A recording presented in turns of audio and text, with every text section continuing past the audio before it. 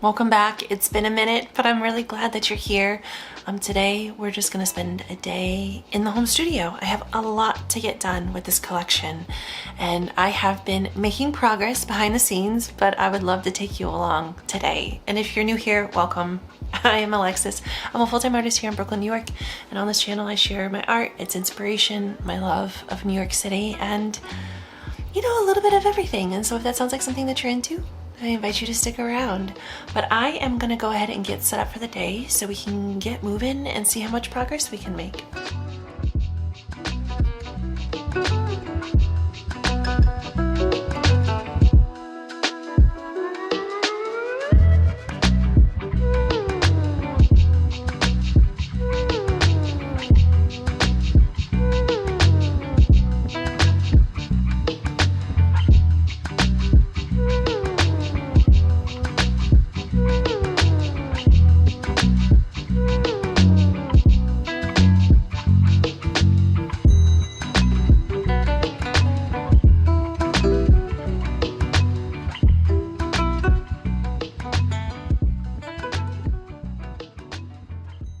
There are so many steps in this process that just take a lot of time.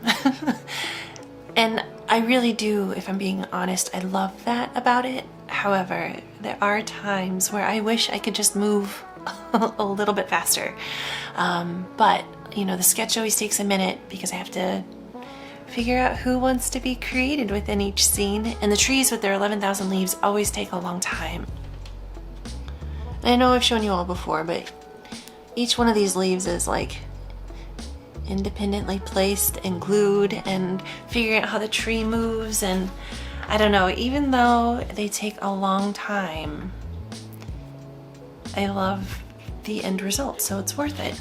And then I have been really challenging myself to work within a limited color palette with this collection. That's something that I was challenged to do on multiple occasions, and so in order to streamline that aspect of this process, I have been sticking with the same color palette for now, and I'm enjoying it. Sometimes I wish that there were a couple more colors, but I think that there's something to finding different combinations, different pops within a very limited set number. So I think that in one way, that challenge is rewarding when it works, but finding the right colors and finding compositionally where like the pops and the bigger things should exist, it's a little bit of a challenge. And so that always takes me a really long time. Like once I get the initial steps done, man, it's really figuring out the balance of the colors within the piece. And so I think that's what I spend a lot of time on in the actual creation process. I know you saw some of that just a second ago, but I'm still gonna end up changing things. I inevitably always change things because once it's made, I'm like, actually, you know what? I don't know. And I think I'm already gonna redo this duo that I showed you that we created a couple videos ago. I was thinking about it last night when I was laying in bed and I couldn't sleep, and I was just like, I don't think that this process is much different than cooking, in that you need that interesting extra little pop. So like the vinegar, or like the acidic, right? And I feel like this is just missing that is acidity, if you will. So there needs to be like an extra little to it. So that's what I'm really trying to figure out, is like, where are the combos, where are the pops, what makes it fun or interesting or enjoyable to look at. And so I think I have a good start. I'm just gonna see how much I can chip away at this today.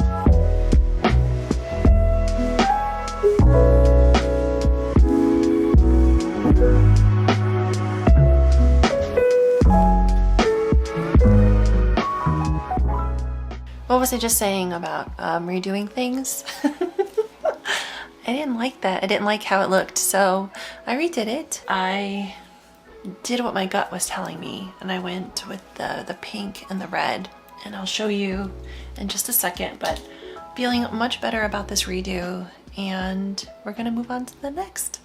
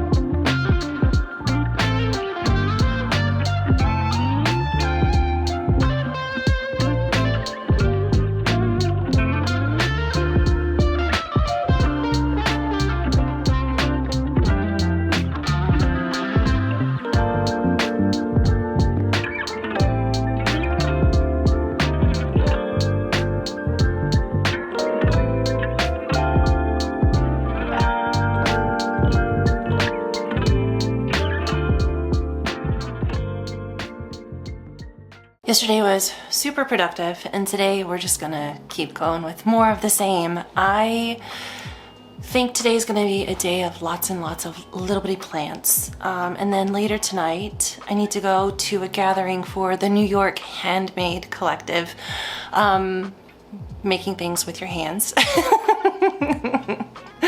I joined that group about a year, I think it was a year ago, last August, and I didn't realize at the time that it was specific. I mean, I make things with my hands, so I thought it was going to be a really excellent fit, but I have since come to understand that they mostly specialize in markets. I've not done one yet. I think I hold me accountable to this because I really need to do that. I need to do it. I need to get my stock ready and do all of the things, and sorry, it's really hot in here. But this fall, I said by August, but August is only 2 weeks away. So this fall, especially for the holiday season, I need to do it. So I'm hoping that I can like talk to some people tonight and, I don't know, make some new connections within that community that I can then maybe find the courage to add this to what it is that I do. It's been something that I've been wanting to do for a long time. So anyways, today definitely is gonna be another day of just really intense, focused, tedious little pieces, and then a little rooftop hang. So let's get going and see what we can get done before we gotta get out of here. I know I mentioned the other day that I will pretty consistently redo elements of the pieces once they are done. Just trying to get the composition with the colors right, and I finished yesterday recording this little person, but I ended up changing them because the woman next to them had the same color pants, and we can't have that. So I redid this little person, and I'd love to show you because there we go. I really love them. I love their little hat, but once again, they needed just that little pop. So they had purple pants, one I'm calling periwinkle, and I just gave them turquoise, but I also then changed the little bobble on their hat to red, and I gave them some red flowers. And honestly, I think that this was the way to go. I think that they're like extra cute right now. And I also worked on 2 shelves for the piece, and I think that they turned out really cute. Just different plants. I love my pieces to have lots of plants and lots of books. I want these communities to be communities that read a lot and care a lot and caretake, right? So plants are a part of that. And listen, one of the windows has like 1,000 plants in it. I don't know what I was thinking other than this feels right. So these little plants take so long. So today I honestly, if I can get that one window done before I go, I'm gonna feel pretty proud of myself. I'm gonna hold off on the person, I think, until another day, but if I can get that, I'll show you the sketch. Lots and lots of plants, okay? So that's what we're working with today. And if we can get that done, I'll consider it a success, but I just wanted to update you before we got started here.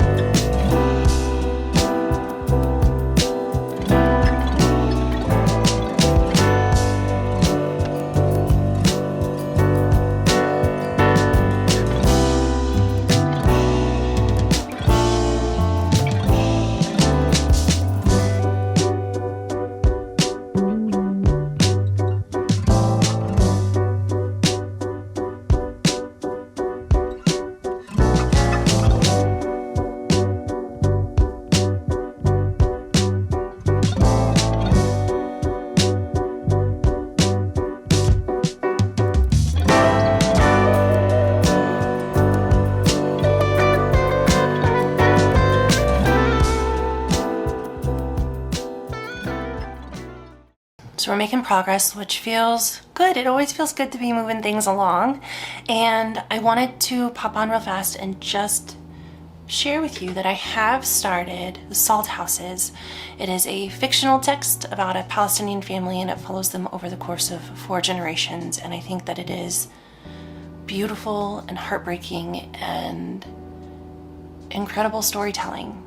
And honestly, I think that I'm able to appreciate it on a much deeper level, having read The 100 Years' War in Palestine and understanding more about the history of that region and the powers in play. And so I would 10 out of 10 recommend it.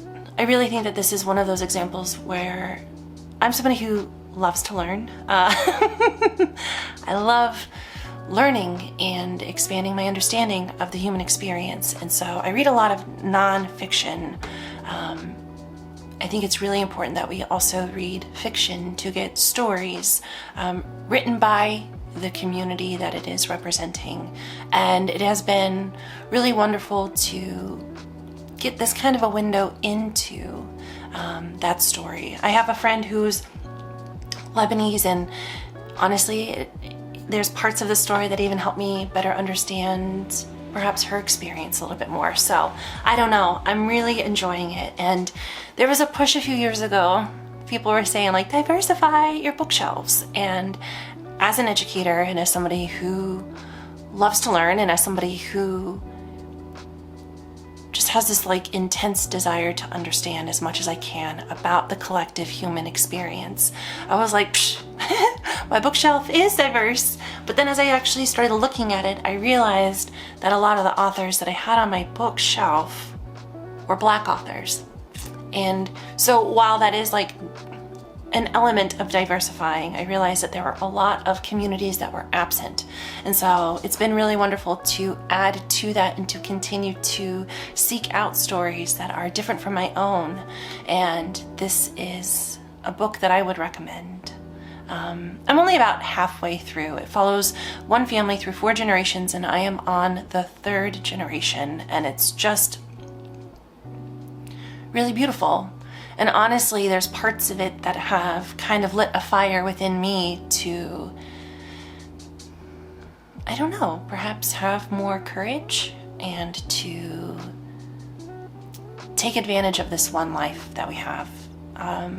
And I'm really grateful for that. I don't even know if that's what the author intended so far within the story, but that's definitely what I've taken away from it at this point. So if you're looking for a beautiful, beautiful text, Salt Houses. It has exceeded my expectations. So, and I'm a hard sell with fiction. I hate to say that because I love stories, and I was like, oh man, as a kid they always say, like, I don't know, there's lots of theories around children who get lost in books, and I was definitely one of those kids who spent all of my allowance money at the bookstore, Walden Books, Chesterfield Mall. But it shifted to be nonfiction. Sorry, my neighbors are being, I think maybe the little one up there is rolling around something, so if you can hear it, I apologize, but it has been really enjoyable to find fiction texts that tell a significant story and can truly grow your understanding. You know, I think about that push to diversify your bookshelf, and I hate how catchphrasy that's become, because I think that it's like one of those things that can easily lose meaning. But if I'm being honest, I would hope that everyone would seek stories outside of their self, stories of cultures and of people and of experiences that they have not lived, so that they can grow in their empathy and grow in their understanding, and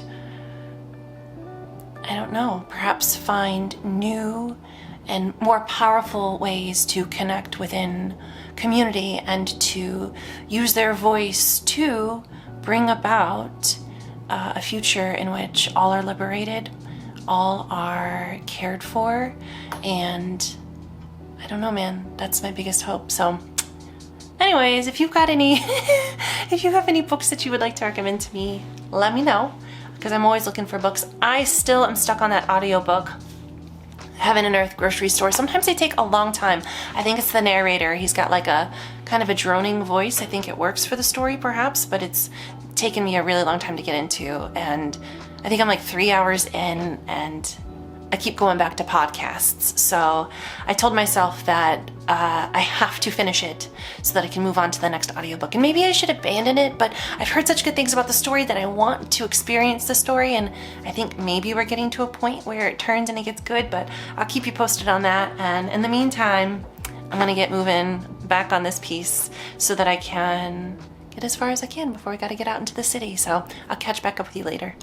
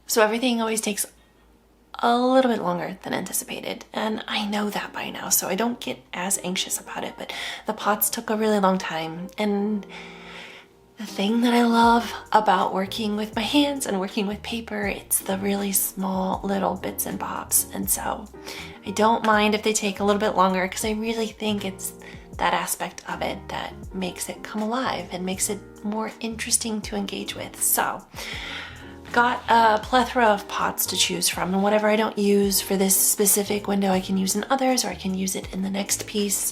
And I kind of will do that, right? So like, I had thought like, oh, if I can get the one window done, then I'll feel good. But honestly, a lot of times it's like a batch creation, or it turns into a batch creation where I then am like, you know what, yo, if I'm already in this and making these pots, I should just make a bunch and then have some to choose from and extras. So that's kind of what today turned into. But I'm going to maybe do a few more things here, and then I gotta get ready to get out into the city for that New York Handmade Collective meetup. I am going to go ahead and get this cleaned up, and then we'll get out the door and see what tonight holds. Hopefully the humidity breaks. I don't know, but I'm looking forward to it. So we'll see how it goes.